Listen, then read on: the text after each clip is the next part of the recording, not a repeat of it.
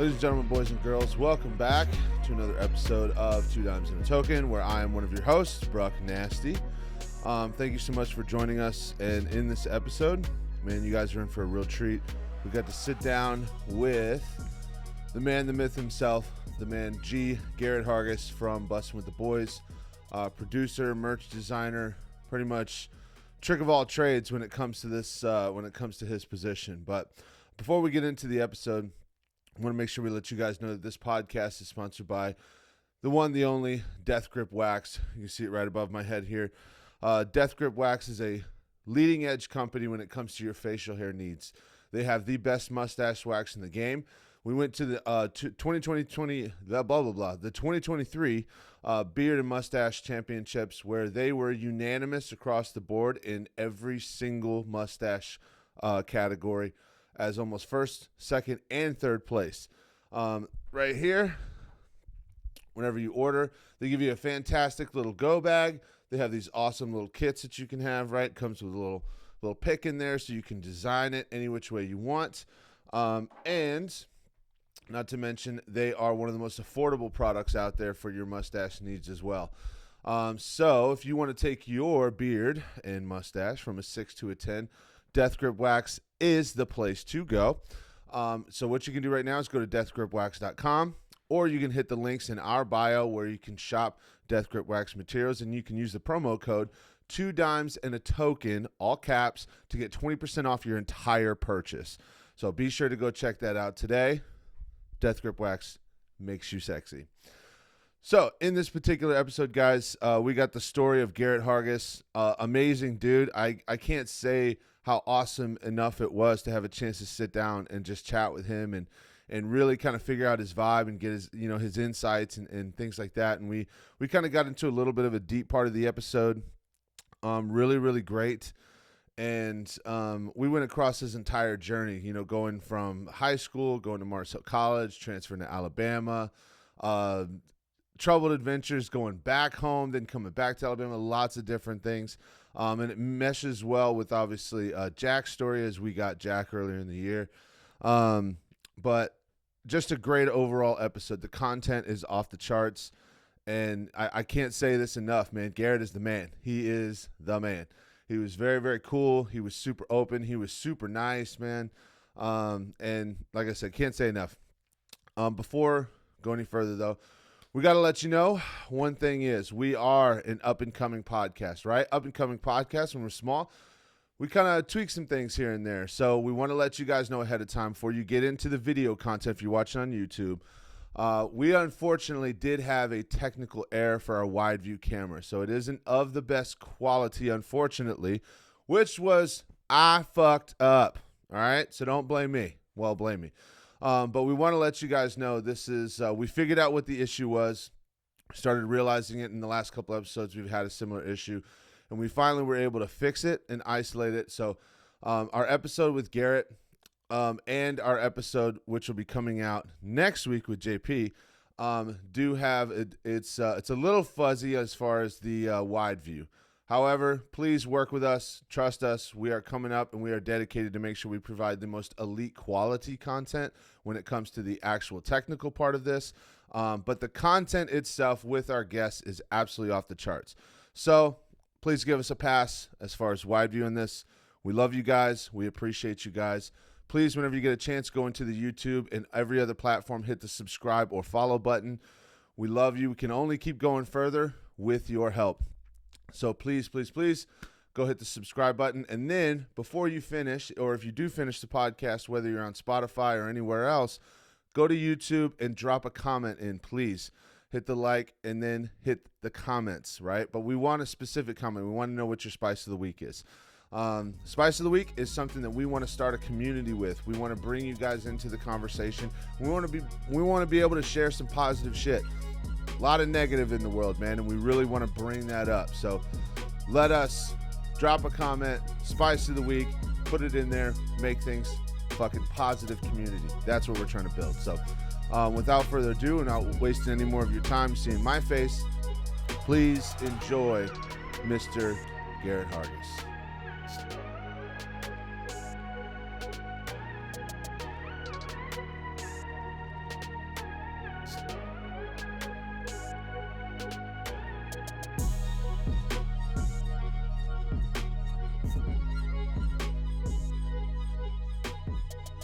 Pull this out. Here we are. We've made it. Garrett. Yes, sir. Right here, man. Thank you so much for coming on. Had an awesome conversation before the podcast. Yeah. Which probably should have had on the podcast as all well. good. It's great content. Dude. Yeah. Tell us, man, what is our drink of the pod? Drink of the pod is just an iced coffee. Nothing in it. Just a little pick-me-up, you know? Yeah. Sometimes there's a good chance if I finish this, you'll have to, like, stop me from talking. Because it will, like, sometimes coffee just gets me. I feel you. But there's some days where I can't get enough of it. So it's kind of weird, but I'm with you, bro. See, I have a really, it's probably an issue. It's probably something I should get checked out. Like, your boy can run through probably 3 or 4 of those in a single day and just doesn't stop. And then next thing you know, you get to like 9 o'clock and you're like, bro, I'm fucking ready. yeah, why can't I go to sleep? Yeah, dude. Yeah. It gets a little wild, man. Exactly. So, again, man, thank you so much for coming on. I appreciate you so much, dude. And obviously want to get your journey, dude. Want to figure out the story of the great G, right? Let's go. So, tell us, where'd you grow up, man? I'm from here. Went to high school in Brentwood. So I was born, let's back it up before that. Born in Nashville, grew up in Mount Juliet. My dad lived in Mount Juliet. My mom lived in Hendersonville. So I was back and forth through there. And then by the time I was going into middle school, we moved to Brentwood. So did 5th grade in Brentwood. My dad lived there. My mom was still in Hendersonville. Then mom moved down and did middle school through high school in Brentwood. So that's like most of my memories are from Brentwood. Yeah. Yeah. Dude, so from what I remember, like you and Jack were tight early. Yeah, very tight early. Jack and I met when I can't remember. So it was when I started driving because we played lacrosse together and he lived in a neighborhood near me. So driving home, I would drop him off on the way home. So yeah, Jack and I have known each other for forever, it feels like. Yeah. Dude, what was it like? Because you did high school in Nashville. Yep. What was it like high school in Nashville, bro? Because this is kind of a wild town a little bit, but at the same time, like, we've come here obviously a lot. Yeah. And we were talking this morning. We were like, yo, I'm buying a house here. Yeah. Nashville, I mean, Brentwood's like 20 minutes south of Nashville. So high school there is, Jack kind of put it the best way. It's a bubble of like, you know, country clubs and you know, but you definitely got your, you know, your salt of the earth people. It's interesting. I mean, I have a lot of good friends. I'm very lucky to have a ton of friends from high school, a bunch of different groups. You know, most of my friend group played football and basketball, so I had all my friends on the lacrosse team and on the golf team. So it was kind of nice having, you know, friend group here, friend group here, friend group here, because, you know, like high school can be super cliquey. Oh, yeah. And dude. so getting the chance to be the middleman of all the other groups is like kind of a fun feeling. So I call it a network guy, right? Yeah. As a matter of fact, I heard you say that. Yeah. Oh, yeah, dude. I was a network kid. So, like, I had the same thing. Like, as a matter of one point in time, like, dude, I had a girlfriend that was a cheerleader. I had a girlfriend that was like in that little emo clique. Oh yeah. And you just get friends and everywhere, and you're just like, when you're just fucking nice to everybody, makes me sound like a little bit of a pussy, but no, it's not at all. It's just being like a good dude and not falling victim to like high school like bully cliquey shit. Exactly. So one thing that was actually cool as shit was we had a dean. Her name was Miss J. So, like, whenever I was around, and there was always, like, I don't know why, but where I grew up and where I went to high school, there was a lot of that, like, I don't know, like, kids thought it was super cool to gangbang, and they were dumb as shit, to be honest. But we did not have any of that in Brentwood. Make it sound like I grew up in Compton. No, dude, but, like, I was, like, that gigantic bear, dude. Because, I mean, when I was a senior, dude, I was, like, what, 275, 6'2"? I was like the biggest kid in school. So Miss J was like 5 foot tall. So guys would get in a fight and you'd see me like, no, what are you guys doing? Yeah. It's just like, come on. Yeah. You know what I mean? Exactly. So, but yeah, dude, no, I get that. That's honestly, that's a really cool feeling when you can really like go throughout the whole thing and you just like, what up, what up, what up? So, right. I feel you. Yeah. I thought I knew a ton of people, and I've talked about this with our friends before, but at our high school graduation, I was like, I'm going to know everyone that walks across that stage. Half.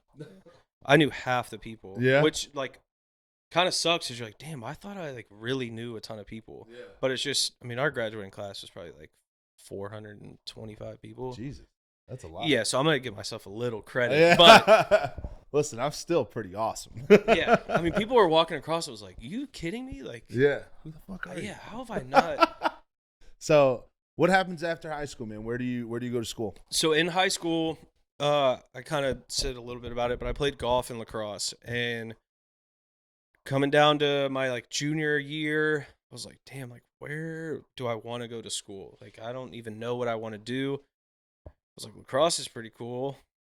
No, there's not like a huge future in that at all until as of late. But I was like, I'll just stick with lacrosse and see if that can help me get to school.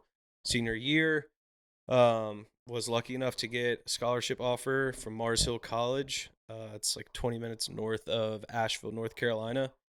You can blink and miss it. Like it is tiny.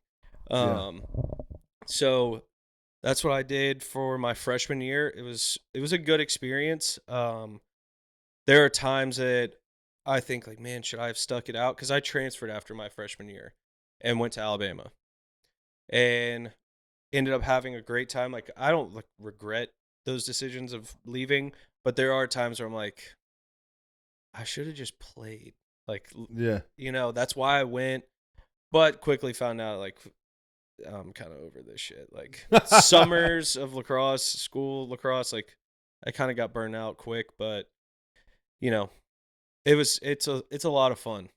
No, I'm with you, man. I'm with you because when you get in that grind, and that's why I love what Mitch said too when he's like, dude, it's just the love of football, the love of football. But And I just didn't have it as deep as that. and that's the other thing too is like imagine you in that realm, especially when it comes to football. Like even the years that he went to school, well, actually, that's when it started. To be honest, because I forget, he's a lot younger. You guys are a lot younger than me. I'm old as fuck. Mitch is 4 years younger than me. Yeah, see? Which like is crazy to think. That's what I'm saying.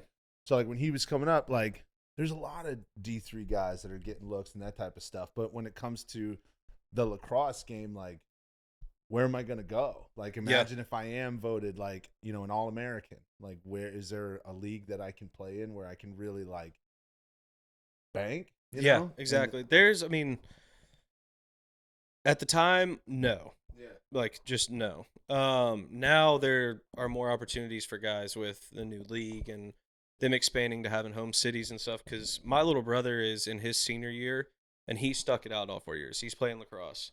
So shout out him. What up, dog? And then so he's on his senior year and it's cool to see him stick it out because it's equally as small of a school. Yeah. And so I like we've never really talked about it. I'm like, dude, like weirdly enough, you could like try out for teams now. Like there is like at least a summer gig playing. Yeah. But no, I mean it's definitely one of those sports that just it's not there yet. I feel you. No, I agree with you. So you go to Alabama. Hence, by the way, when is because this is going to come out in a couple weeks, but when is the Alabama game? It's on the 1st. Okay. So I thought. Yeah. Anyway. I'm going to get into that in a little bit. Okay. So, so like you go to Alabama, you have blast of a time. You're like, dude, greatest decision ever. Like what year do you graduate? 2016. 2016. What was your major? My major was telecommunication and film, which is not even a major there anymore. It's now creative journalism and something. So it's actually probably more focused on like social media stuff, like actual things that are more up to date. Because mine was still like live broadcasting, and I liked that a lot, but it wasn't super focused on like, you know, the new wave of media. So what happens after you get out of there? Like, do you dive into a job or is there some other things that you go and do? Like, what's that look like? So I got home. There's a story before that, but I'll save it for the end for the segment. See that? Yeah. Got some dedicated watchers here. So I graduate, move back to Nashville, and freelance work for a little while, and I have a job at a store in 12 South called White's Mercantile. Started out just like moving the boxes, unboxing everything, basically having it ready for them to put on the shelves. Like it was just a it was, no disrespect, the easiest job I've ever had in my life. It's like working at Dollar General. Kind of thing. Yeah. Yeah. But in 12 South, so like a popular area, and there's always new people. So that was what I liked the most, is interacting with people every day that are here traveling, asking, where should we go? I'm from here, so it felt easy. Like, again, it was incredibly easy. And they were paying pretty well. Yeah. So I was like, I'm going to do this.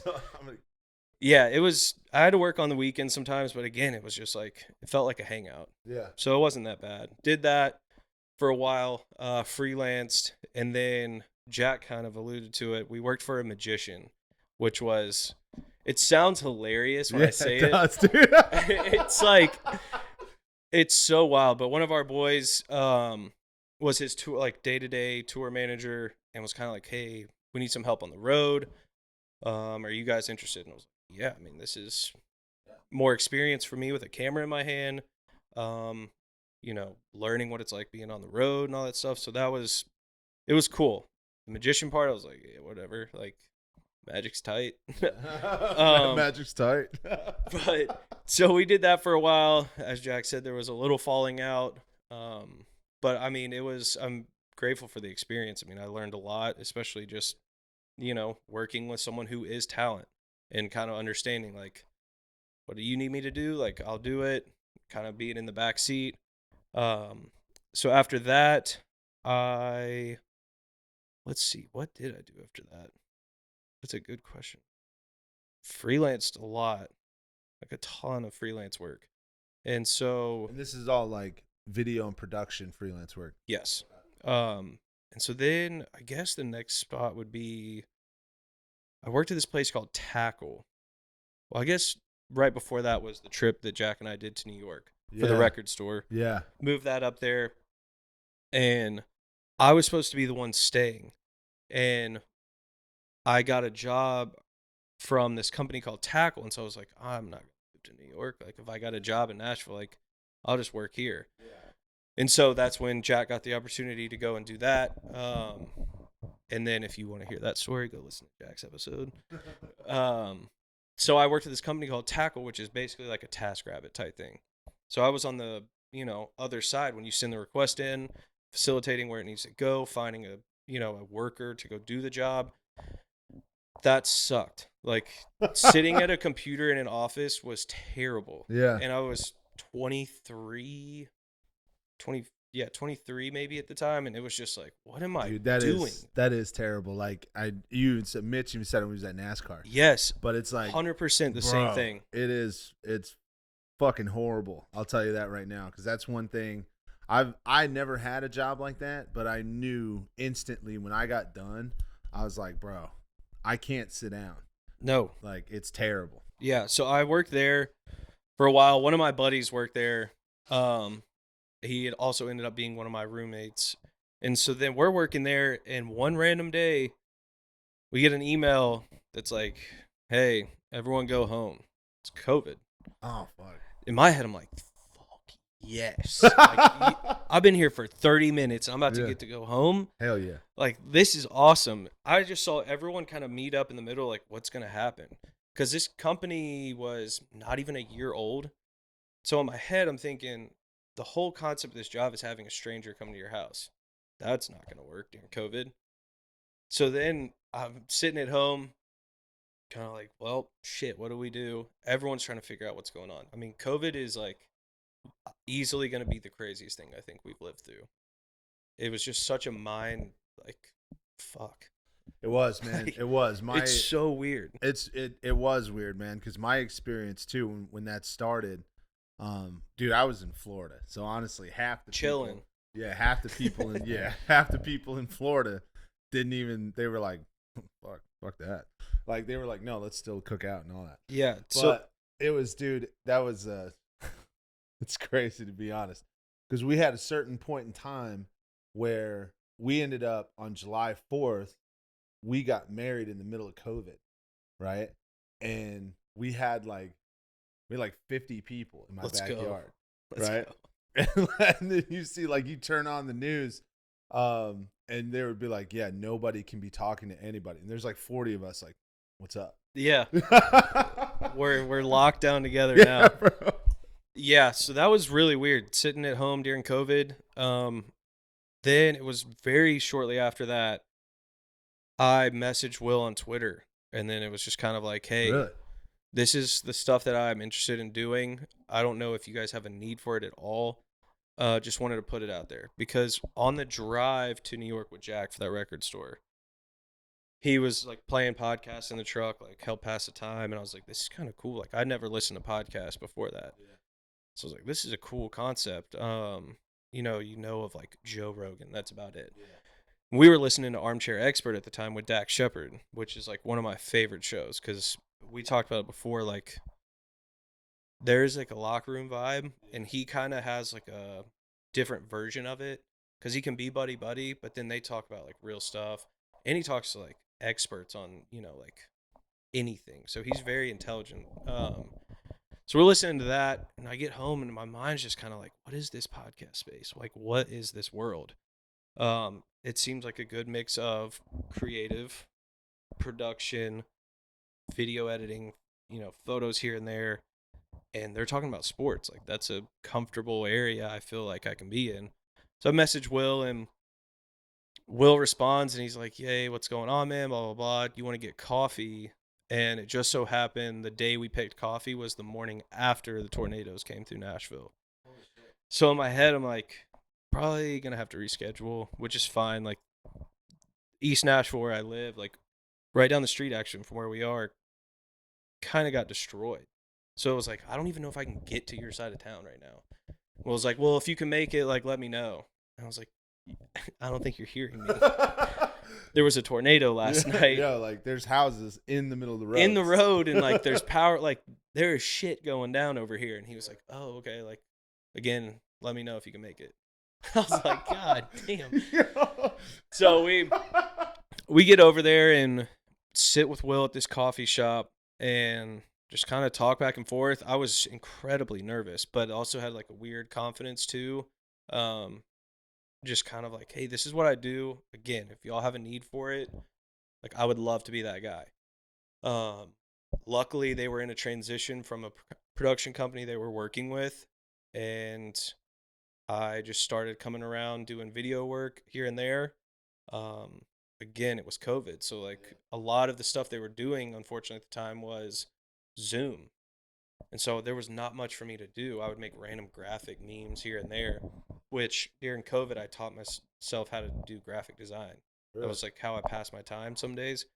Because I was like, all right, this could probably be a useful skill, and here's free time to do it. You're getting unemployment. It's like getting paid to do it. So meet with Will, then yeah, COVID happens, and then we're just hanging around, doing some work here and there. We do a couple things in person, off the record. And so then it just snowballed, and here we are today, like 3 years later. What was the first conversation that Will approached you? It's like, hey, what do you think about coming on full time? So again, Jack kind of alluded to it. We were working for free, and at the time it didn't matter. We were getting unemployment. So it kind of worked out for Will. Then there was that time where Will was kind of like, I don't know if we're going to be able to bring on all these people, because he did have so like probably like 3 or 4 interns at the time. Really? Yeah, just like kind of guys, here and there doing stuff.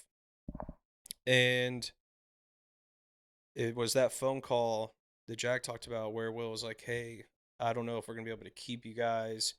And my initial reaction was, I was kind of pissed because I was like, this dude's not even going to call us individually to tell us that we're not going to be around. Yeah. In my head, I was like, I feel like I at least owe that. Yeah. And because forever, like, yes, Jack and I have known each other for forever, and we're like brothers. Yeah. And so everyone has kind of always been like, oh, like if I show up somewhere, they're like, where's Jack? Or if Jack shows up somewhere, where's Garrett? Which is like just a natural thing when like you're boys and you do everything together. Yeah. And so Will, I guess, just was like, I'll just call them both. And I talked to Will. I was like, hey, like if you're gonna let us go, like can I at least have my own conversation with you about it? Like I feel like this is like a it would be a learning experience for the both of us, kind of thing. And that's what I'm thinking. And so Will and I get on the phone and talk, and it was a good conversation. And I was like, hey, dude, like, I understand like what's going on. Again, luckily we're getting unemployment money. So like if you need work done, like I can still do it. Like that part I'm not worried about. I am weirdly fortunate to be getting unemployment during this COVID time. Just like, okay, like blah blah blah. And I can't even remember the first podcast that was in person for me, but it was probably like podcast like in the 40s. Really? And we're on 254 now. Yeah, it feels like we've done a ton since then. But yeah, so then it just kind of snowballed into that, and here we are. Like again, here we are. That's crazy, man. Yeah, That's awesome. So you kind of like took that similar route where you're just like, bro, I don't care. I don't care if it's for free. It is what it is. And I want to make a quick comment on that, dude, because that's one thing that I'm telling you right now. I admire you guys a lot for that, because I've had conversations with a lot of local people where I'm from in Lakeland, and we've had that same conversation with it because a couple of the guys are big time business owners there, and they're some good friends of mine, and we've talked about it. Like, there are times, especially when you start a business, wherever you're like, hey, I'm dedicated this, and that. There are times where you got to make that sacrifice where you're like, bro, like, I don't care about right now. I care about being a part of this as a big picture in the future. right. And I believe in what we're doing, you know? And that is next to impossible to find right Yo, no doubt. now. And that's why I just wanted to I'll give your guys' terms, I'll give some flowers there. Let's go. That's unbelievably impressive. And Yeah. I commend you guys a lot for that. So, but yeah, dude, so now you're 200 plus episodes in, right? And what would you say, like, when you first got on full time and things started kind of turning around and you're like, holy shit, this is it. Like, this is my job now. Right. You know, what's kind of going through your headspace? Like, how are you feeling? It still was kind of like I mean, it's one of those. I still say it today. It's like this is my job. Like I'm working, but we're like hanging out. Yeah. I'm very lucky that it never feels like work. Even though there's long ass days sometimes, like it is like it's fun as shit. Yeah. Like I can't even lie. I do remember thinking, okay, this Will dude is fucking hilarious. Like just keeping up, like trying to keep up with him, and like his energy was awesome because Will is super dedicated. Like when he wants to learn something, he will figure it out and he'll do it, and he will become a master of it. And then I remember the first time Taylor came around and being like, holy shit, there's Taylor. Like, I'm a Titans fan. And so thinking like, oh shit, like, what's up, dude? Like, you're fucking huge. Like, you're massive. That's Taylor Lewin. Yeah, exactly. Louis Locks. But and so, yeah, I mean, there were definitely times of like, holy shit, like, Mitch said it well too, is like, this is crazy, but like, you got to kind of pinch yourself and like, we're here to work. Like at the end of the day, like this is fucking cool. And I still think that with Guest today, when we travel and do cool shit, I'm like, this is fucking tight. But at the end of the day, we're here to get this shit done. Like we're here to work. Yeah, I feel you on that, dude. That's because I'm very lucky to have that kind of mindset. And it definitely comes from like how I was raised, my parents, and like what they do. And you just kind of like appreciate it in the front end, get back to work, and at the end, reflect on it and be like, that was tight. Yeah. See, shout out to the parents there. That's dope. Yeah. No, I agree with that. So, dude, I got to tell you, it was like when we were talking to Jack in the podcast, and he embraces that mentality. He's like, we got to remember, you know, like we're all people. It's like this guy has done something really cool, and we should acknowledge that. But at the end of the day, like we're all human beings. Absolutely. It's funny because like what I have to not necessarily agree, but I'm in line with kind of like where you and Mitch are. Like, Jack, you're 100% right. We're all human beings, and we've all done some pretty incredible shit. Some people have had the opportunity to get it blasted across the world, Yep. and people love them for it. Mm-hmm. But at the same time, like, I still like, oh, fuck. Like, no doubt. you know what I mean? And it's just like, bro, that's him right there. Yeah. You know I mean, what they're probably saying the same thing about us when we're in the room too. They're probably Dog. like, holy shit, like, look at that normal dude right there. Look at that average ass motherfucker. Yeah, dude. No, it's cool. I mean, like again, being from here, my parents, my mom and my stepdad have been in like entertainment and hospitality in Nashville forever. My mom was like the first event coordinator at what is now Bridgestone. So I grew up in that building since I could like walk till like the first probably 10 years of my life. So I saw backstage of everything. Like I remember when wrestling got ruined for me because I'm just walking around that building, peep behind one of the curtains, and they're out there rehearsing, and I was like, "The fuck is this?" Yeah. No, that was so I was one of the fortunate few that I went into like probably I'm like not gonna lie on camera, probably 12, 13, and I was like, no, that shit's real. Like I believed it wholeheartely. Absolutely. You know what I mean? Like I went into high school thinking like, bro, Stone Cold beats these guys' asses. Yes, he does. Like he does. Whether they wrote the story for him that way, he's still winning. Yes, exactly. But it was cool. I mean, again, very lucky to grow up that way and kind of experience things that most people don't. Of, you know, you're backstage at an event. So you see the whole production. Like I'm young, so I'm probably not like comprehending what's going on, but understanding, okay, like this is really cool. We're the people putting it on. Yeah. So like I've had that from a very like young age, like that understanding. And then my dad is a put your head down and work fucking hard dude, which is the best of both worlds for me. Like it really is, because you get the creative side from mom on how to work logistically to put on an event or whatever it is. And then you have the grinder mentality from my dad, bust ass, that is like, get out of my way, we're getting this shit done whether you like it or not type stuff. So I never really saw it that way when I was younger, especially from my dad, because it felt like one of those like hard ass dads.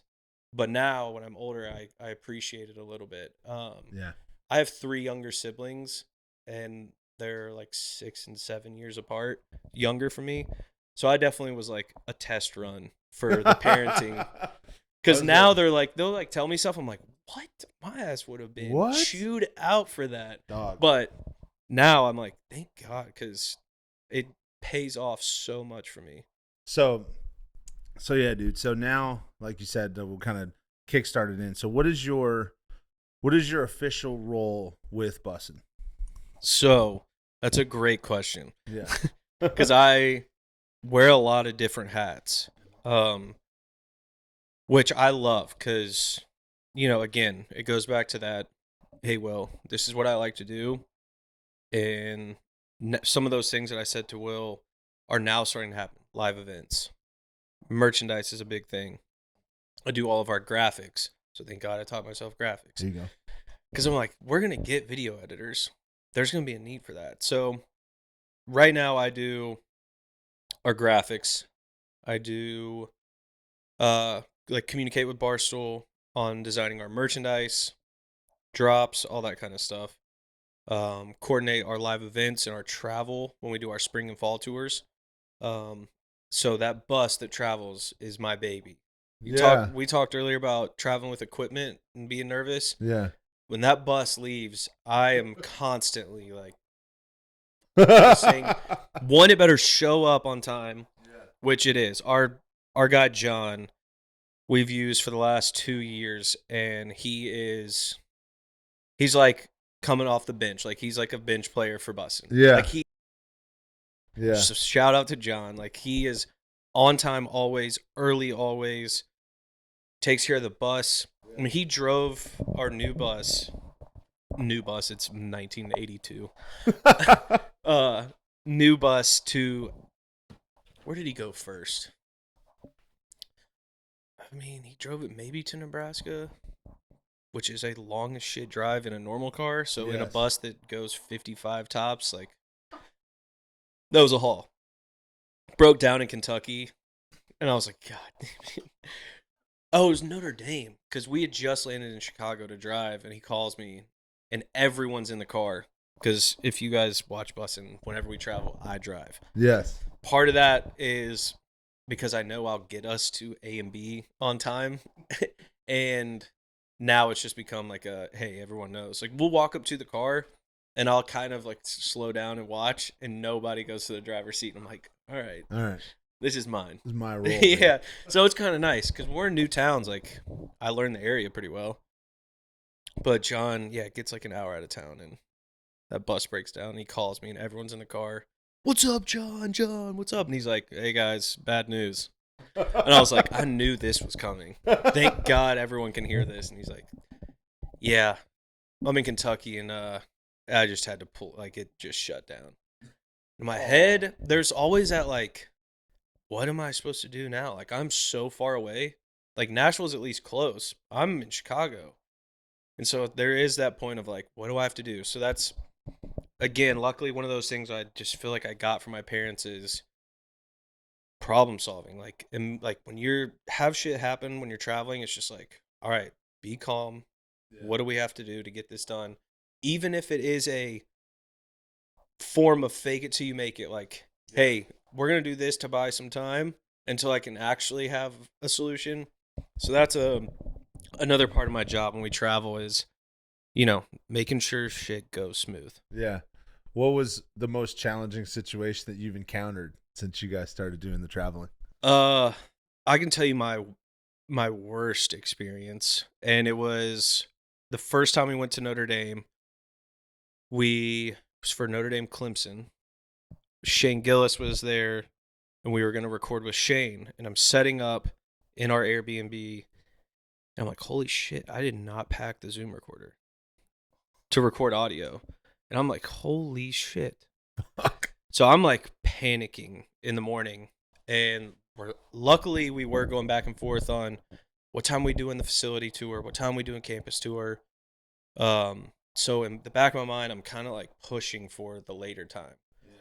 Or I'm kind of pushing for a time that's going to give me the most window to figure something out. Dude, was this the one where they were sitting on the couch? Yes. Oh, shit. Yeah. So we had Shane on the bus. This was the second time we had Shane. And so I'm like, dude, what the fuck? And I'm kind of going up to JP. I'm like, hey, this is the situation. I have found a Guitar Center that has one. Yeah. If y'all have to go do this and I got to split, like, I'm going to tell Will what happened, but I'm going to, like, we're going to be fine. Yeah. So I just, like, always run shit by JP, I feel like. And he's like, yeah, that sounds fine. I'm like, all right, cool. Yeah. Hey, Will. Tell me JP's face right then, like that half smile. No. He goes, yeah, literally, he was like, oh, dang. He was like, are you sure? And I was like, yeah, I'm sure. Like, yeah, so that was a tough one, man. That was one where I was probably honestly just like scared because I didn't know. I was like, damn, like I'm already super OCD when we are packing our stuff. Like it's funny again, like how I drive. People will like start to pack our road cases, but they kind of know just put it near it, and Garrett will like organize it. And so that's why I was kind of like, I don't mess these up. I just don't.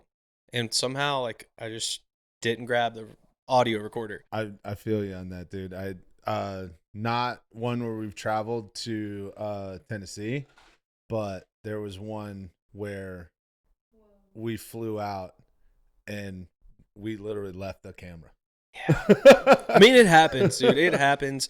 So luckily I ordered this one. And that was the thing is I was like, all right, I'm just going to, if I have to buy this, like whatever I have to do to buy, like buying this.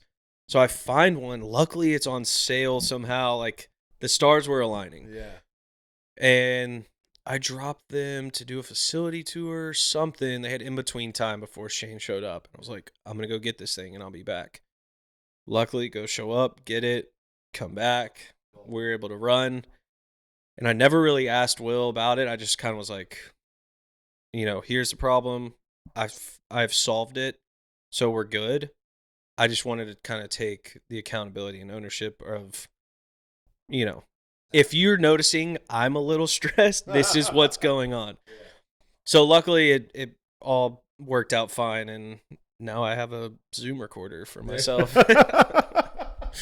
So there you go. yeah, that works out great. that was definitely one where I was like, oh no, Yeah. because I do kind of take pride in when we travel being like, all right, I at least am going to be able to get us from A to B, know our schedule, and we're gonna have a good time. But I don't have a problem being like, hey, we gotta leave, Yeah. or like, hey, we gotta 20 minutes tops. So here's everybody with Bussin, and you're kind of like that guy that's like, all right, come on, guys, let's move Mhm. let's move our asses. Yeah. I like Luckily, that. I have found a way of, not making it like, hey, we gotta go. Like, Yeah. it's, I don't know. There's definitely times where I'm like, hey, we have somewhere to be, and they kind of get it. Yeah. But no, I mean, it's super easy. We have like the best crew. So what is your opinion, especially in the Bussin culture right now, on how much shit Mitch is getting? Like, because let's be honest, dude. I'm gonna tell you from my perspective. 6 shots at 11 a.m. in what were you guys in Vegas, right? Yeah. I mean, that's impressive. Like, I don't know. I was honestly so shocked he did it. Really? Yes. When he said money talks. Oh, I mean, that's 100% what you have to say. Yeah. And there was like stuff leading up to it, because I don't know if you listened to our recent episode where we kind of talk about our fantasy football mishap. I did hear about that. That happened on that morning. Oh. So everyone's kind of like, no one's standing on business. Like, this trade happened, blah, blah, blah. Bad fantasy football management by Commish and one Taylor Lewan. Taylor bribed our commissioner. I'll just say that. And so, like Jack kind of said, money talks. Yeah. So Mitch goes, money talks. Yeah. Back at Taylor. Yeah. And so that was kind of the backstory on that. But he was in an absolute blender that day. Yes. Because he kept coming up to me. He was like, am I good? And I'm like, you are fine. I was like, one thing you can't do is stop standing on business. Like, just keep pushing back. Like, it's going to make the bit funny. Like, if they actually get pissed, they'll let you know. Yeah. But when Will is like, dude, I can't believe you would do that. Like, we're about to record. You're the head dude. With the cameras on. Yeah, you're a head dude. I'm like, Mitch, you got to be like, yeah. And if I mess, like, own it. Yeah. But, follow, like, don't mess up kind of thing. So I told him we're walking into UFC, and he's like, yo, am I good? Like, I am in my head. I'm like, you're fine, dude. Like, I was like, I'm going to help you. Like, you're fine. Like, they're going to give you shit. You know how they are. Like, you can step wrong, and someone will be like, oh, really? That's how you're going to. Yeah. You just got to, like, roll with the punches with our crew sometimes. And again, that's one of my favorite parts about it. I feel like just watching it too, man, because like obviously, dude, I've spent the better part of 15 years in a locker room, so it's like the chirps are 80% of the interactions are usually probably some type of chirp or just competitive, that type of shit. Just getting a reaction. Like, that's it. Like, it's like, hey, bro, took that a little too seriously. You know what I mean? Yeah. But I could just see just hanging out in there, just like we had talked about it on Mitch's thing, like the way Vrabel just tears those two guys up. Oh yeah, and it's just like that's your environment, dude. That's honestly hilarious. It's cool for me because, like I said earlier, is my siblings. Like, I don't have any siblings that are like super close in age to me, so I didn't really have any of that like brotherly, giving each other shit growing up. Yeah, exactly. Like in a way, like between my parents, it's just me. So at my mom's house, it was just me. At my dad's, my 3 younger siblings are there. So like when I would go there, like we would mess around. But then I'm 6, 7 years older, and so like when you try to do like the little brother like shoulder, they're like, "Hey, dude, don't hurt him." Yeah. I'm like, "You'll need to stop babying Coleman." I'm like, "Oh yeah, I forgot I'm like 6 years older than you." There you go. So when I get around our crew, it's so funny because it's some of those things where I'm like, okay, I didn't have this growing up. This is hilarious. I had it a little bit like in the locker room, especially at Mars Hill. Like, we had Canadian teammates that I've never laughed harder in my life. Yeah. They are so quick with just giving each other shit, and like So that was like the first time I really got in a culture where it was like, hey, you got to be ready to give it. Like if you're getting it, you got to be able to give it. I know, dude. Some of those guys come off quick. They're like insult Navy SEALs. Like No doubt. they just got 12 in the chamber for whatever you're throwing. Mm-hmm. Like it doesn't matter. Yes. We all know like the average person can usually spit that back like 1, 2 out of 4 or 5 times, and you're just like ready to lock. They need a load. little time too. Yes, yeah, but those guys that have it like quick as shit, you're just like, bro, that's impressive. Yeah, you don't want to be on the other end Yeah. of that. So if now you guys have been on all kinds of trips, right? And you guys have done all kinds of fun shit, man. What would you say is like your top 3 most favorite trips that you have been on from your perspective? That's tough. Trying to think of all of our like fall tour stops, spring tour. And you got a couple years into that stuff now too. Yeah. And the games and all. Yeah. This last year's Notre Dame weekend was pretty fun. Especially once we got to like the tailgating stuff. I don't know. That was a fun weekend just because Shane and his boys are so funny. Caleb Presley was there. So again, it was just like our group already, plus Shane and his 3 or 4 friends, and Caleb. So it was just like 20 dudes just, again, cutting it up, having the best time. Like, it was so much fun. I don't know. That might be like 4, honestly. Man, this is really hard. I like when we get to go to a school and do a facility tour. So,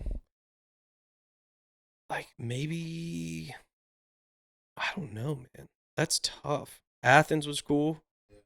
I've been before when I was in college, but getting to see the facility, because they're kind of like, this is going to be hilarious, but they're kind of like the little brother to Alabama. And so when you get to see their facility, you're like, oh, okay, like, so ours must just be a little bit better at Alabama. So that was cool, seeing all the trophies. The guy gave us the tour, showed us their back-to-back rings, which is cool. Their weight room's insane. So getting to experience those is always cool. Nebraska is always a great time. Yeah. This past year's Bussin Bowl is probably 1 right now. Really? Yeah, it was good top to bottom. We got there, eat the good food. Yeah. Will shows you all the good spots. We actually didn't go. We didn't go out long on Friday night, so we were crisp and ready for Saturday. Yeah. Which was nice because they had to do the Barstool show. They went to the game on the field. Obviously, it was an absolute blowout because Michigan cheated, but it was a good time. Our live show is incredible. Like, whenever we have a good live show, I feel good. Yeah. So that's probably 1 right now. I'm trying to think of things that aren't like our fall tours and stuff. Super Bowl week last week is incredible. Oh, last year? Yeah. Bro, that was watching that from afar. I was like, bro, I would have given anything to just be a fly on the wall with all the people that walked through there and the people that you interacted with. Like, especially also my prejudice coming out, being a big time Carolina fan. I know what you're gonna say. Christian McCaffrey. Yeah, like, dude. Holy shit. I was like, he is cooler than cool. He's the great white hope. Like, he is cooler than cool, no doubt. It was so cool. When we drafted him, I knew from my perspective, because like I have played and I have watched football religiously since I was like 5. I have like breathed nothing but football. Yeah. Right? It's like one of the passions of my life. And when I saw the way he played at Stanford, I was like, that dude is going to be elite. And people are like talking about his size, and it's like, bro, it doesn't matter. He knows how to take a hit, but he's also tough as fuck. And his ability to cut in his direction movement and read. You got to touch him to be able to hit him. That's the point. So I was like, it doesn't matter. Like, he's not going to be 80-yard touchdowns every time he breaks one loose, because he's not a 4-2 streamline guy. But he's that guy that is so hard to get a hold of. And defenders always use the same fucking term. He's slippery. He's quick as fuck. So, anyway, sorry, I'm going down a rant. No, yeah. Trust me. He's one of the guys that we've met where I'm like, yo, like, you're like huge, but also so low key Yeah. because he's not a me guy. I Yeah. feel like when he got in San Fran, he kind of got a little, you know, a little more swag to him, especially with like the way he like will flex after a play or talk a little bit. Yeah. He got a little swagger and It's confidence. easy. It's easy to do that when you know for a fact you're gonna win 12 games. Yeah, no doubt. It's very easy when you're in No Carolina. Because I'm telling you, everywhere I've played, I've played 12, 14 seasons of football, going all the way back to when you were a baby, right?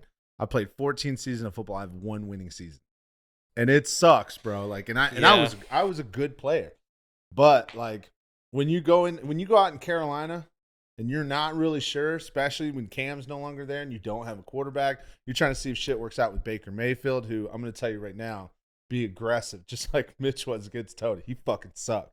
Dude, I hate Baker. But either way, I'm not here to bitch about that. But when you go in there and you're just like, 17-game season, we might win 5. Every time you score, yeah, give the ball to the ref and let's get out of here. Give the ball to the ref. We got more to do. It's like Austin Eckler down by 42. Like, bro, that's a bad look, brother. It's so funny because in my head I'm like, dude, you look like a fool. When people are getting their ass kicked and they're like doing the CeeDee Lamb thing. I'm like, you're getting smoked. But I also know in my head that if I just fucking juke someone out of their shoes, no matter what, I'm probably gonna say something. Yeah. It's just that competitive edge. Yeah. So to wrap up, I'm not gonna go in that rant too long. But when you guys had him on, I was so shook. When we did not even get a first rounder for that trade. He is by far the best running back in the league, my opinion. After Derrick Henry. I would see it again. We're gonna change that. We're gonna change that. So I would. Believe it or not, I'll go Derrick Henry at 2. That's fair. I'll go Derrick Henry at 2, and I would probably put like a Saquon at 3. And then Christian 1. But I digress. So, but when that happened, thank you. When that happened, dude, I was very emotional. I was like, are you fucking kidding me? Not even a first round pick. And he goes there and you see him on the podcast, right? And you see him, he's like, you guys play, what are you going to do when you play? He's like, we don't play him this year. Yeah. I was like, fuck, dude. He's going to go off for 500 all-purpose yards and 5 tutties. No doubt. No doubt.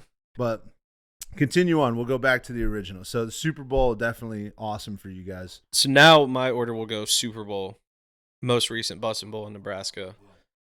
3rd,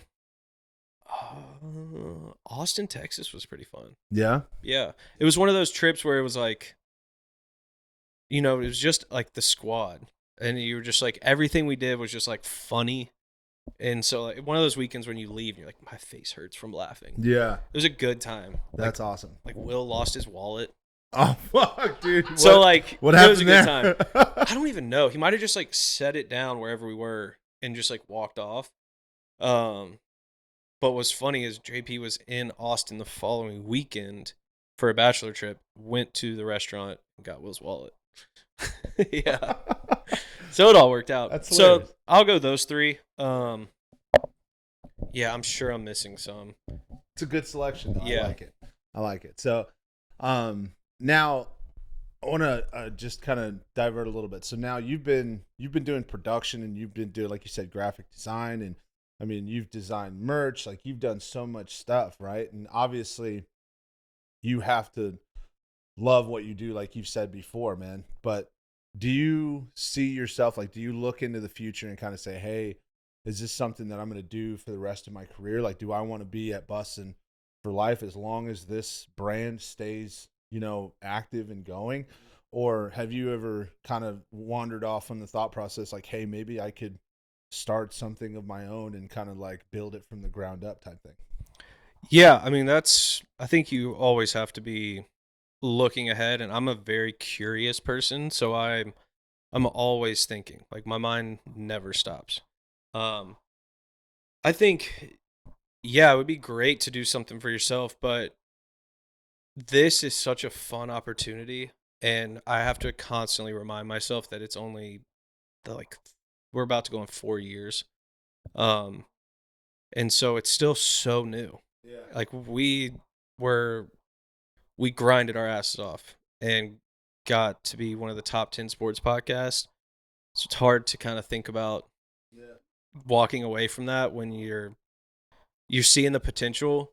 I think instead of doing something for myself in the near future, it would be more, you know, how do I continue to grow within Bussin? How do I, take whatever growth comes, those new opportunities, whether it is, taking more control of our live events or um, operations, coordinating, all that stuff. If we were to hire, another graphic design, all that kind of stuff, because if you grow, you're going to hire new people and levels will grow. So I think that right now is my main focus, is keeping up with this growth, and how do I adapt and change wherever need be to continue this thing? Because again, these guys, they're good. Like sometimes, yeah, you're like racking your brain at like, guys, come on, but they're really good. And to remind myself that we're still very new, there's just a ton of possibilities, and I'm very lucky to be able to like be in that world. Yeah. And I think the important part is another big reason why I've had such an ambition and a push, like, because we met at LSU. Yep. And you realize, like, Taylor and Will, and being an NFL fan, like, love those guys. Like, I did, believe it or not, I did know Will Compton before Bussin' with the Beats. And when he was in Washington, and I was like, bro, he lit it up. Yeah, like, I'm just saying. So funny when I see that GIF. But he lit it up, bro. He took advantage of every moment he had, and he turned what probably should not have been a career into a great career. And Taylor, being that, Jack said it best, he made the offensive lineman position cool again. Yeah. Not to mention, he had the same personality on the field that I had. I love talking shit, but I would also say that outlandish stuff. Like, hey, you keep talking, I'm going to suck. Yeah. Right? We had a kid. What's so funny is we had a kid 2 years older than me on our lacrosse team in high school that he did that. And I remember being like, yo, that is so funny. Because in high school, kids are like, what the fuck? Yeah, dude. Like, it didn't matter. I'll tell you what, when I was playing ball and I was very outgoing and like just that leader of our crew, dude, we rolled up on the fucking bus singing Alicia Keys. Like, I didn't give a shit. Which song? Some People Want It All. Okay. That was it. I'm telling you. Let's go. And let's go. But what I was saying, it's like, those guys are amazing. They're the face of the organization. But when you guys have been, they love putting you on camera. They love putting you guys in your opinions, and they want to insert that. And I think that's what creates the locker room vibe. So they're doing a great job with that. Yeah. But you guys also know, like, you, JP, Jack, Mitch, like, and I hate to say this, I keep forgetting the new Steven, thank you. Steven, don't hate me for that. I'm hoping you'll come on too. But like, you guys are not just these locker room guys that cut video and do this and that. Like, no, you guys are real fucking players. You're real producers. You're real badasses in this social media game and in this podcast game now. Thank you. Like, when you walk into a production, you can be like, no, bro, I built this. Yeah. Like, I had 6 teammates and we built the shit out of this. Yeah. So like, and that was one of the biggest ambitions for me, to love to sit down with you guys, because a lot of people zero in on the mainstream story. But to me, it was like, man, without those pegs, Bussin', I mean, who knows where it's at? Right. Who knows what it's doing? Well, when I first got brought on, we were in a warehouse and ran off a generator. And I remember thinking, again, going probably back to my background and, growing up in the world of entertainment, is I can't believe we have fucking Derrick Henry sitting on this bus in an abandoned warehouse garage with a generator. Yeah. I'm like, this dude just rushed for 2,000 yards. Yeah. And so in my head, I'm like, we can be better than this. Like, what do we have to do to be better than this? And that's like, I think about those days because I'm like, we had so many big names in a warehouse. When we told people, yeah, we're going to be at so and so at this address. It's behind the abandoned church in the shed in the back. You'll see some cars, but it's like you're good. Yeah. And in my head, I'm like, yes to You're this. just saying okay. Yeah. But it goes back to like Will and Taylor, like having, you know, their what is the word I'm looking for? Like their notoriety and like their resume. Like Yeah, their people brand. trust them. Well, Like that- they're yeah. like, all right, yeah, like these are my dogs. Yeah, no, I love that, dude. So, so with obviously, like you said, I want to kind of shift a bit here too. Yeah. I want to lighten the load. Let's go. So, what would you say is you've had, like you said, so many different guests, right? And you've had a lot of comedians, and I love the comedic world, right? Like, what would you say is a comedian that you haven't had on that you would love to bring on sometime? He is a comedian. I'm gonna say Adam Devine. Like I know Really? Jack said it, but like Workaholics raised me. Like Yeah. it's one of those shows like I feel like I know them. And I don't fangirl. Yeah. I would lose my shit Yeah? around those dudes. Yeah. Really? I know I would. Cause it's just one of those. I'm like, I've seen you so many times on my screen. Yeah. I know like lines to like each episode. Like it's one of those, like it's so ingrained, but those guys for sure. Adam would be hilarious if we're gonna go off of comedians. Yeah, no, I feel that though. I had one scene particular in Workaholics. I actually can't repeat it, because she's sitting there. Yeah, it's okay. But no, I remember that. The only thing and this is not pushback. The only thing that threw me off was his stand-up comedy was very different from his characters he plays. Yeah, for sure. And That's why I feel like maybe that was a cop out. But to be honest, I've never really been a huge like comedy person. stand up. Yeah, Really? Sometimes I get secondhand embarrassment Yeah. easily, and so Oh, you like put yourself in those shoes and you get that yeah, kind of like thing? I don't know, like I can feel the energy of like, oh, maybe that was too far. Like I freaking love Shane's stand up, Yeah. but there are some moments where I'm like, oh, like Fuck. can we fast forward?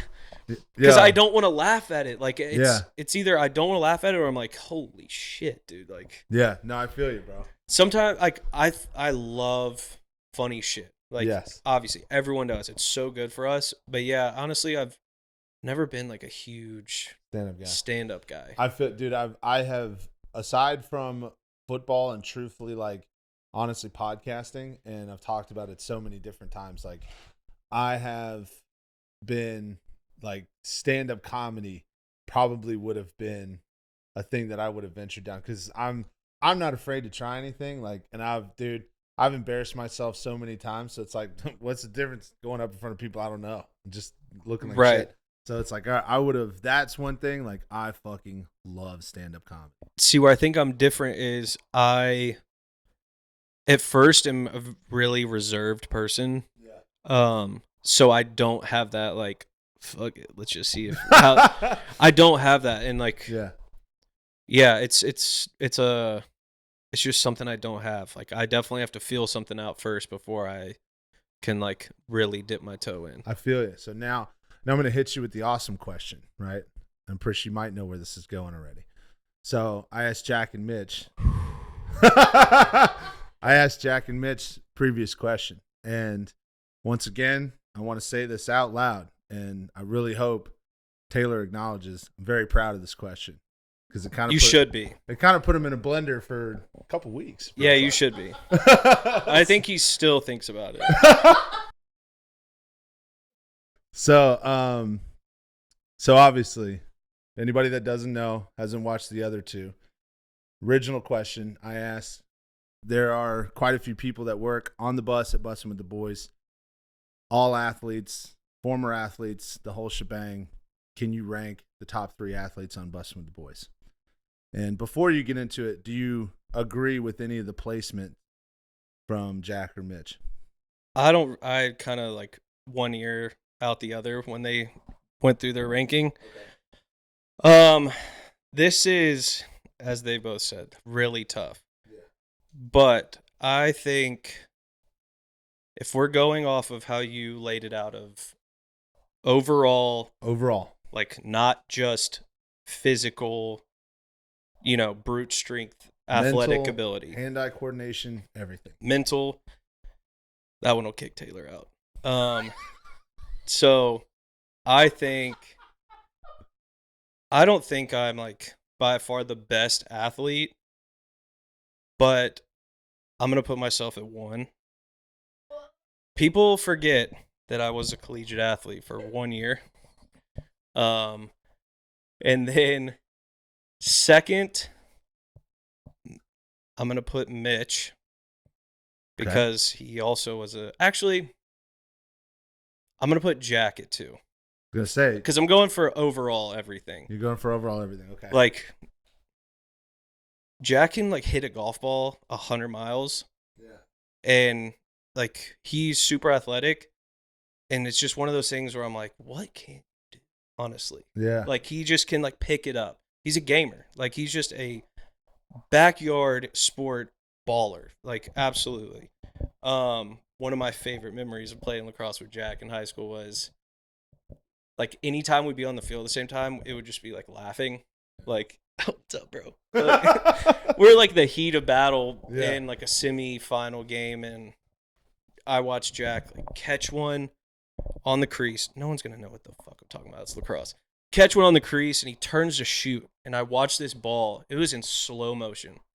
Watch this ball leave his stick, and I'm like, on his way through shooting, re-catch the ball, stick a corner for us to go up in the semifinal game. And I was just like, holy shit. Insane. Oh, yeah. I told him afterwards. He was like, are you serious? I was like, yeah. Like, I was like, holy fuck, go, go, go, go, go, go. Yeah, that's like the one-hand screen pick.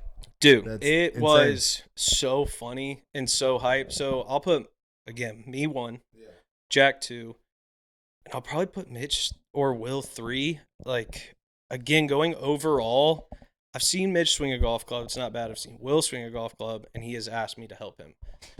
Because we got some golf beef that we have to figure out, and I got to get my boy Will right when it's springtime. Like with Will, I'd like one day. I hope that Will and Taylor do come on one day, but his golf swing is ass. Which one?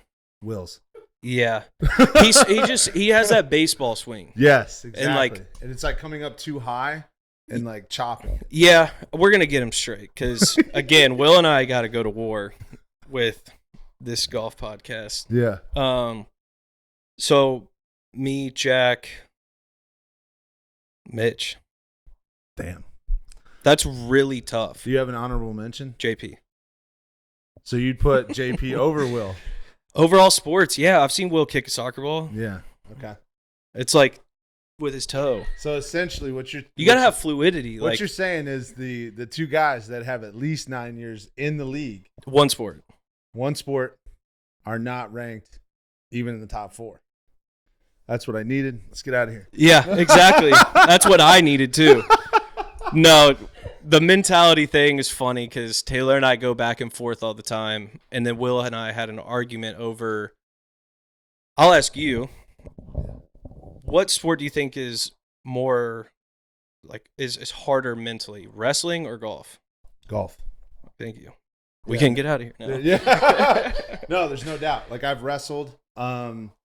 I understand both sides, but yeah, I mean, Will and I are both on such opposite ends to where we act like we see the same, but I'm like, it's not a competition though, to be honest. Like, again, no disrespect to wrestlers. I think if you really want, I could never do it. Yeah, like when I wrestled for 4 weeks, and I did it once when I was like 10 in some weird league, but in high school, 4 weeks they told me to because I was a football player, and they were like, "Hey, if you go wrestle, it's going to make you physically better, at your position at defensive line." Right. So I was like, "All right, let me try it." Conditioning, all of it. All that. And I was 4 weeks, and I was like, "Hey, listen, I gave it a shot. I'm not a bitch, but I fucking hate this. I don't like having, some dude's nuts rubbing against my leg. Like, it's just an uncomfortable whole deal for me. I respect it. Athletes, fucking beasts. I get it. But at the same time, the mental fortitude in wrestling is you're constantly eyes open, strategy, and you do have to maintain confidence and you have to maintain that belief. Absolutely. The problem that when you compare it to golf, you can have a 6-shot lead and you 4-bogey, like 4-stroke, 1 hole, and your entire mental game is totally Shattered. screwed. It's shattered. And not only is it more difficult to not just get back into that particular round or that particular competition, your next 4 or 5, you're thinking about that. Yep. And even if you get back on track, you're still thinking about that's it. the point. And then the hand-eye coordination in the instant of the swing and all that stuff. It's, to me, that's much more difficult, especially with the mental game, than it is like, wrestling in the moment, looking for your opening, like, fuck, oh, he got me there, and you just kind of keep going. Right. So yeah, I would have to say golf. Yeah, I mean, again, I see both sides of it. I think wrestling is a different breed. But as far as like the mental game, like it's just so hard, and I've lived it a little bit because I played high school golf, and when you're that young, you're just like, you have no idea how to deal with that stuff. So like there would be times when like I would leave the golf course because I'm like, I just can't mentally take this anymore. I'm done. And so, yeah, I mean, go back the next day. yeah, or later that afternoon. Like I lived at the golf course in high school. It's the best game. I'm so glad that my dad got me into it when I was young. I'm glad I got into it. So I want to lead that wrestling into another one. Were you amazingly surprised the first time you ever saw Will body Taylor in wrestling, considering the size difference? Yes and no. Will is an absolute fucking grinder. Yeah. Like, Taylor's an absolute grinder. Yeah. Will just has that, like, I don't care what it takes, I'm going to beat you type thing. And he has, the skill, knows what to do. But it was the one clip that is in our intro when you watch our episodes, when they're kind of start pushing and mics start going. I was like, holy shit, everything's about to be broken in here. Like, this bus is small. That's when Taylor went full chokehold. Yes. Yes, I remember. Yes. And so, I don't know. Again, I think maybe Taylor has one on Will, but Will's got, like, wins the record. It's so funny because I forget that they're only 3-4 years older than me. Yeah. I'm like, y'all are kids. And it's so funny. Like, I love it so much because, yeah, when they start going at each other, I'm like, all right, hell yeah. You know what is really weird, dude? This is what kind of funky for me. Dude, I just turned 35 2 weeks ago. And let's go. Happy birthday. Thanks, man. I appreciate that. It's so old as fuck. But I turned 30 in February, and I'm okay with it. See, and it's kind of weird because a lot of the people that I'm going to interview, like we went to Vegas for a couple. We are going to Boston for a couple, and we got a few actually Barstool Rough and Rowdy fighters that we're getting ready to Let's do. go. Yeah, dude. So we did. We actually that's smart. Yeah, it was dope. I'm like, dude, I'm trying to climb up this Barstool ranking. That's a smart. That's a good idea. The marketing strategy, right? Good job. So, but we did with Brendan Kelly. He was the American Ninja at the time. He was the guy that was blasted on when Rough and Rowdy, like 7 or 8, and he did a backflip in the middle of the first round, like in the middle of the fight. He like punched this dude in the corner and fucking did a backflip. It was dope. But all these guys that I'm realizing I'm interviewing, like, holy fuck, all these guys have gotten kind of a, they went a little bit quicker and did things differently. So I'm 35 getting into this game, like fucking grinded now. We're like trying to, churn the wheels, and we're having a good thing is we're having a lot of progress. People are responding good. So the content's good. That's phenomenal. But some of these guys are 25, 24, 28, 30 with massive followings and all this stuff. And when I sit down with these people, I'm like, fuck. Yeah. I'm like a grandfather. That's one thing that I like. It's so weird because I do work in social media and all that, but there is such a poison on there too. Like that thing, like you can think like, dude, there's a 22-year-old and he's like rolling in it. And you can't, compare or anything like that. But it is wild when you think like, damn, like what are they going to do? Yeah. For the rest of their life. And you know what? Are they like just hitting a huge peak and like what's going to happen? Yeah, like what are you going to do? Dude, the other side of that too, I actually posted I sent it off to be posted, but it was we did podcasts, or what was it? It was like an event we did. It was the 2023 beard and mustache like championships, and we've been working with a company called Death Grip Wax, and the owner named Levi, and he invited us down, and we shot podcasts with all their sponsored guys they have, and honestly the fucking coolest thing, dude. It was. Really? Oh, dude, I bet it was sick, bro. You had like guys design their beards like houses on their face, like it was insane. I can grow a good beard, and I actually just trimmed it last week, but it was like getting big. Yeah. And when I see some guys that have them that are long, braided, like whatever it is, I'm like, yo, so I can't go 4 months and then I'm over it. Doug, we have a vlog. It's gonna be, when this comes out, it'll be a couple weeks before, but it's dropping next week, and you'll see it, bro. It's just like insane, but that'd be so funny. But it's like, it was such a wild experience, like going and doing all that stuff and seeing the different personalities and all that fun stuff. And you see, like you said, like you hit that stride like really, really early sometimes, and it's kind of like, bro, like where do you go? Yeah. I mean, it's like Jelly Roll said, there's something beautiful about a, mid 30s, upper 30s guy winning Artist of the Year, like, newcomer of the year. I know. That is fucking dope, bro. Shout out Jelly. So on the other end, man, like as you guys have a bunch of stuff that you're going to be doing, obviously in the next spring and stuff like that. Like, well, what's your plans for the Super Bowl? Are you guys going and doing a whole nother thing? We will be in Las Vegas. Yeah. Which that is a second home for us now. It's so funny. Like, that. While we're recording right now, Jack and Taylor are there for UFC 2. What is this weekend? 296. 296. Yeah. So yeah, they're out there. Colby Covington and dude. Yeah. We got so it'll be a good one. So yeah, we'll be out there. Hopefully, we can match last Super Bowl. Because that was crazy. We had like 8 guests. And one of them was Jeffree Star. I know. And that was the weirdest day of my life. Like, I was like, I forgot who we had right before him. Maybe it was Fred Warner, which badass. Oh, like, that dude is also cool. Is cooler than cool. Yeah. Like, he was the man. And then Jeffree Star, like that whole afternoon with him. And then that night we went to Bert's show, and then it was one of those, again, in the moment, you're like, be cool. Yeah. But I got home and laid in bed and was like, what the hell just happened today? Yeah. Because the next day was my birthday. Nice. And so the whole day I'm like, this is so fun. Like, this is so you're funny. Around like, bro, I love my life. Yeah, it was one of those, like, just flying home. I'm like, man, how lucky. Dude, now I caught back on. So there was someone was going to say, like, when you guys hit Jeffree Star, I know you guys had to have massive amount of mixed reviews and like, oh yeah. I was telling what I was going to say on the other side is, dude, you have to be you got to have some seriously thick skin. That was the video I posted earlier. You got to have some seriously thick skin because in that podcast that we did with Death Grip, there was a military guy who went through a huge mental health struggle, and he really changed his life and that type of thing.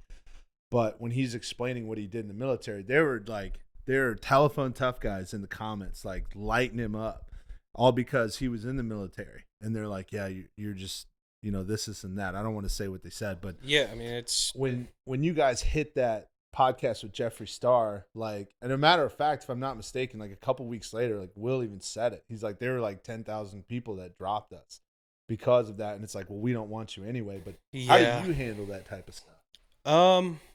I am amazed by people every day. Yeah. There is so much negativity that people are, and obviously I know, like, yeah, we had Jeffree Star on, and most of it, 85-90% of it was a bit and like playing the internet. But some people that take it so literal are just like, dude, are you stressed? Like, what's going on? Like, it's, I don't know, it's tough. They always say don't read comments. So like I'll like peek at a couple, but yeah, some people that just get hung up on that stuff, I'm like, tomorrow you're going to have a new thing. Like, there's so much shit on the internet that you're probably doing the same thing on. Like, you just got to brush it off. Personally, I was just like, I don't know anything about this dude. Yeah. And so I was just kind of observing.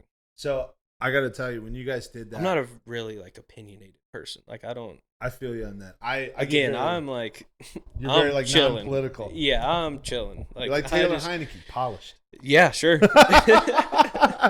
Yeah. Talk about another cool dude. Yeah. Yeah, God, dude. Honestly, he was cool. that dude inspired me a lot when I heard his story. Like, he's on the couch. Fast forward like 3-4 weeks. Next thing you know, he's scoring 3 touchdowns, trying to win a playoff game against. I Tom got Brady. nervous when the Falcons put him in here against the Titans. I was like, no way, this dude's about to come back on our ass. No.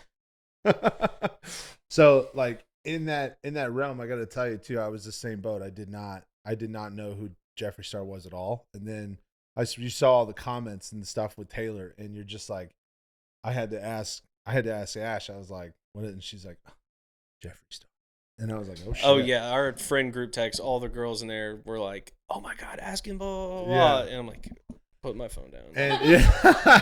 So but that was something, like you said, you don't have a big opinions on that. That was something we've actually preached a lot. We have a little, well, I have a little bit more of an opinion. I can't speak for all of us, but I think that when it comes to that stuff, like, the world loves the idea of being a victim. And I think it's kind of pushed our society more, instead of being like what we've described earlier as like a grinder, like a Will Compton who came from, this and that. And I use him as an example because we're here, but Right. But there's plenty others in the world that have done stuff like that. And instead of understanding that the adversity is what's going to shape the journey, when you're done and you look back and realize, like, as long as you don't quit, like, you're gonna make it. Yeah. It's not going to be easy. Some people's paths will take 2 years to get. Some people will take 20. And Yeah. it is what it is. It's part of the game. It is what it is. Everybody has a different scenario, but instead of looking through those types of eyes, like, for some reason it's become cool to say, hey, I go through way more than you do. And that's the part that, because we've had a lot of conversations about that particular topic. And you don't have to give your opinion on it, but that's something that we've talked about a lot. And it honestly, it pisses me off a little bit, because it's like, bro, if you focused your energy on just trying to be positive. Right. Yeah, I think it's like a really important thing for people to be able to get their voice out. Like, obviously sometimes when it's negative, you're like, God, like, how I wish I could help you refocus this energy that you Yes. have. Yep. But it's super hard to tell people what to do, especially when it is one of those, like, I don't know what you're going through.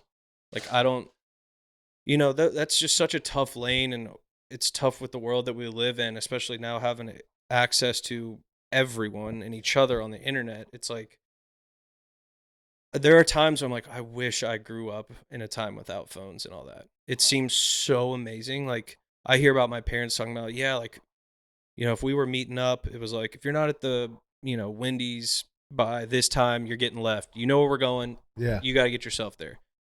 So I think about that a lot, but like, I just think, people have the right to like feel the way they feel. It's how we react to it. Correct. Yes. And if you can, again, not take life so seriously, you'll, I think, see that we're all the same. Everyone is the same. There are days I wake up and I just want to rage. Like, I don't know what it is. So those are things that I continuously work on myself. Is like, sometimes I'll get worked up on an expectation. Yeah. Like, that one has been really key for me lately, is like focusing, okay, like, yes, it's okay to have these high expectations, but also having a realistic, approach to it. Because I'll get so hung up sometimes, whether it's personal or work, where I'm like, we didn't do the best we could. I didn't do the best we could. So trying to bring back those expectations, the intensity of it, and then just kind of being like, be grateful for like being able to even have the opportunity to try new things, to be able to have your own voice, because it's important, again, to let people talk about how they feel, their minds, all that stuff, but you gotta also, like, you can't have your own opinion about it. Like, if I'm like, dude, I really feel this way about something, like, the person across from me might be like, well, you're wrong. I would like to think I'm not that kind of person where I'm like, you're wrong. It's just like, okay, like, that's interesting. Again, I observe. Like, I'm not the first to jump into, a stressful conversation. I feel you. I feel you on that. I like the observant part. So, having gotten into this subject, why don't we dive into one of our segments, man? The bad decisions make better stories. So, is there something in your life where you have totally dropped the ball, completely fucked up, and then later down the road, or even almost immediately, it's turned into a funny ass story or something where you're just like, bro, that's the best thing that could have happened to me? Yeah, I got the serious mode right now. Like, it's yeah, kind of intense. a little backstory, a quick backstory on where I will go with this. When I was at Mars Hill my freshman year in college, playing lacrosse, it was a liberal arts school. So when I transferred to Alabama, um, 1 credit transferred. So I was basically like starting over, which at the time I was like, this sucks. I already did English, math, all this shit that we've done for forever. I'm like, why do I have to do this again? Like, if I'm in college, like, I want to be taught something that's going to, actually help with what I want to do. So I've never been a good student. So when I got to Alabama, I had freedom. Like, again, being on a team at Mars Hill, like, you have some sort of schedule. There's workout, you eat as a team, you lift, like, practice, everything. And it's such a small school, kind of like what Mitch said, is every day was the exact same. I saw the same person on the same crack of the sidewalk at the same time every single day. And that really drove me like crazy. So that was kind of why I left. So when I got to Alabama, again, having all the freedom in the world, it was like, I don't know, like I didn't manage my time well. So there was an English class I was in that I was always just, back and forth with the teacher. Garrett, why didn't you buy the book? Because I read this book in 5th grade, dude. Like I'm 20 years old. Like I'm not doing this again. Like I was just like, people say like, if I don't know, there's like this thing when kids are really smart, they get bored. Yeah. I'm not really smart, but I was bored. So I was just so bored. I was like, I want to be in my major. And at the time I still was undecided. My roommate in college is one of my best friends. Another like brother to me in this world is Justin Mancini. He works at Barstool, funny enough, on the events team. But he was my roommate. He's from New Jersey. Like immediate connection with this guy. So I was going back and forth coming home from class like, dude, this shit sucks. Yeah. Like I hate this. I don't want to be at school. He's like, well, why don't you come to one of my classes instead of going to your like economics class? I was like, okay, this is my 3rd attempt at economics. So something's not clicking. Yeah. So I was like, all right, I'll go to your class. It was intro to film or something like that. Yeah. Went to his class and we watched the movie Hustle and Flow. Great movie. Yeah. And we'd watch like 20 minutes at a time, stop it and talk about it. How did that make you feel? How they framed that shot? How the lighting was, the music, all this stuff. And I was like, yo, this is cool. I like this. And so that day, I don't know if Justin even knew this, but there was a quiz in that class that day. And I'm like, I got nervous. I'm not even in this class. Like, I'm about to take a test. Yeah. So take this quiz and I write on the top of the piece of paper, like, I'm not in this class, but I'm changing my major. Like, hope to see you next semester. Luckily, get that same teacher the following semester when I changed my major. And he gave me that quiz back when it was that same time, which was really cool. That is cool as shit. So that was one of those moments where I was like, damn, this like feels really good. Yeah. Before I can get to that semester, I have this same English class that I talked about earlier, going back and forth. I did not like writing papers. So I would have people write papers for me. I got screwed over because you got to turn it into this stupid ass turnitin.com where they check for plagiarism. I get it. You don't want to copy and paste. But the people I paid to write my papers just copy paste. So the first time it happened, lost money and got screwed. yeah, the first time it happened, We should beat their ass. yeah. If If I could even remember that person's name, like, again, it was one of those, like, you want like $30, and they were like 40, and you're got a deal. I'm like, okay. So the first time it happened, like, you know, that's strike one. Like, I got a strike from the dean of that college. It was maybe like 2 weeks after, and I did it again.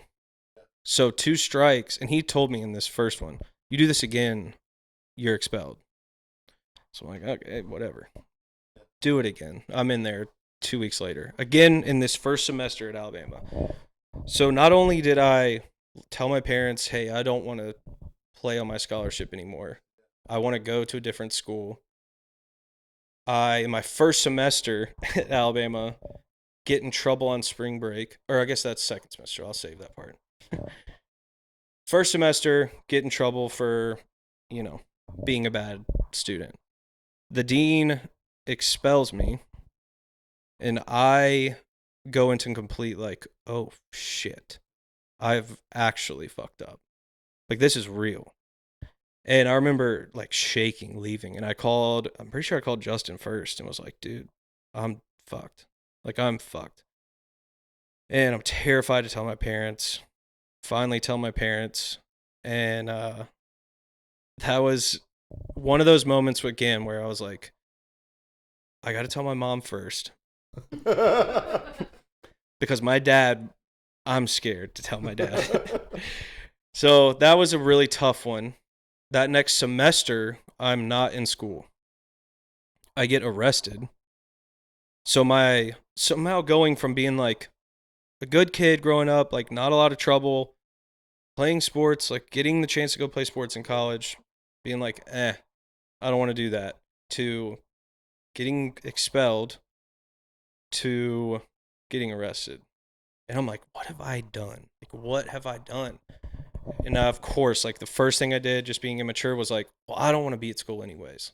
So like maybe this was my sign to like, you know, I didn't want to be here. So like, I'll just go work, whatever.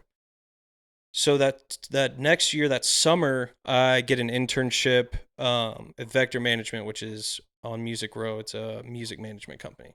Because I was like, I want to be I want to work in entertainment. So I'm interning there, and about halfway through the summer, I'm like, yo, I got to go back to school. Like, and I don't have that option. So I emailed the dean and said, hey, can I like join?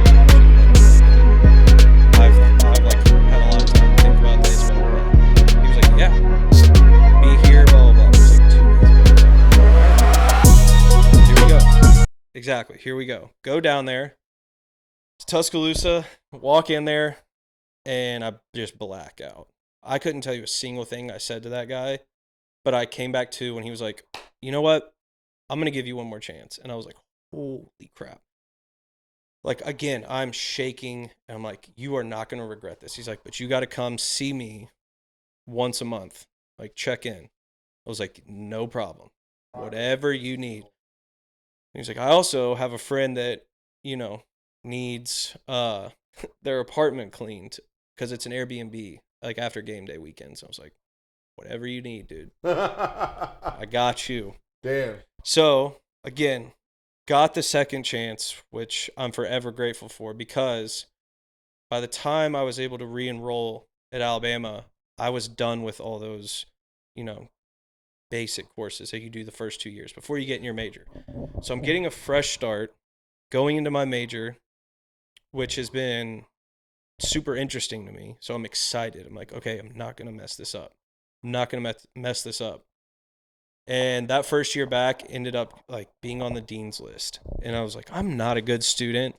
So when that happened, I was like, holy crap, dude. Like, this is really cool. Like, I'm the first Hargis to graduate college, like in my family. Like, my dad didn't go. And so I'm like, dude, this is like, okay, I feel really good. I'm getting confidence back. And the next year, same thing, like crush my classes, loving it. So I guess to like answer the question, it was really not taking advantage and not being grateful for the things I had and kind of trying to be like tough about it. Like, oh, I don't want to be here. And then realizing like this job's not done. Like I'm not done here. Which I think now helps me now not take things for granted. But I also have to give a lot of credit to Justin, my roommate, for convincing me to go to this class watch Hustle and Flow. Yeah.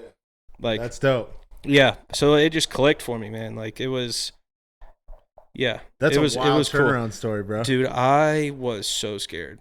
I was so scared, man. Doug. Blacked out when I was like, listen, you can't let me go home. Like, dude, as the further and further we go down the line, bro, you're gonna realize it's funny, dude, because I've probably had about 6 or 7 of those moments. Like I'm also a dumbass, and I'm not gonna say also. I am. You are not a dumbass. I've acted like a dumbass. But yeah, but for some odd reason, man, I don't know what it was, but there was a long period of years where I was just like, bro, you can't touch me. And I think I've been arrested 5 times, and it's nothing like terrible. It's just all dumb shit. Oh, mine was literally. I got arrested on the beach without shoes or a shirt on. So they were just like they're just getting underage kids. Yeah. My friends were handcuffed together. That's how like not legit it was. Oh my God.